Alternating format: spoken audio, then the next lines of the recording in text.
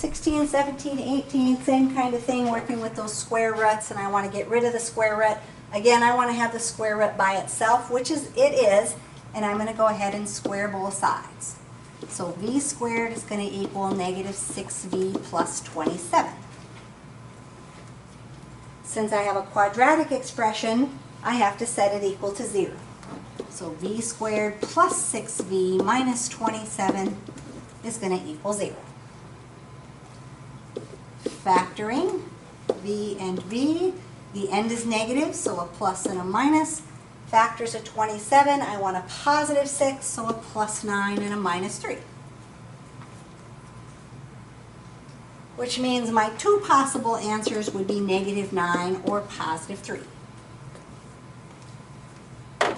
Now again, if I look at my original expression, I know that a square root cannot equal a negative number, so I could substitute them in and check them, but I know that the negative is not going to check. So in this one, or on this one, v is just going to equal 3. Did you want me to check it? You'll trust me?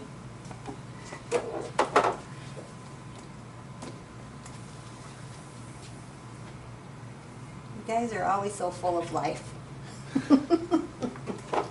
I can't believe you just don't think this is the funnest thing to do all day. You just sit there, yawn. Oh my God, is it over yet?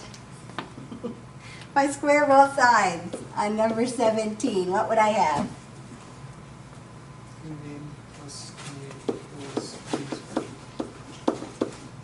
3v plus 28 equals v squared. I want to set it equal to 0. So v squared minus 3v minus 28. And if we factor that, it's going to factor into what? v minus 7, v plus 4. V minus 7 and v plus 4. So my possible answers would be positive 7 and negative 4. However, we know which one doesn't check? The negative 4.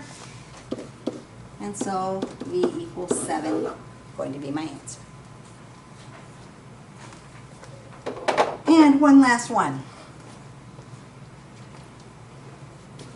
Squaring both sides, negative 5y plus 14 equals y squared, right?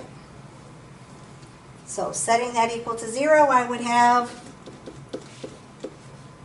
y squared Plus 5y. is 5y minus 14. That factors into Y plus 7. y plus 7 and y minus 2 gives me plus 5 in the middle. So my answer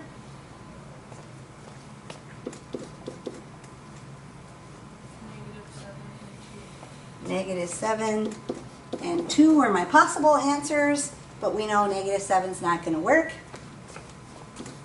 So y equals 2.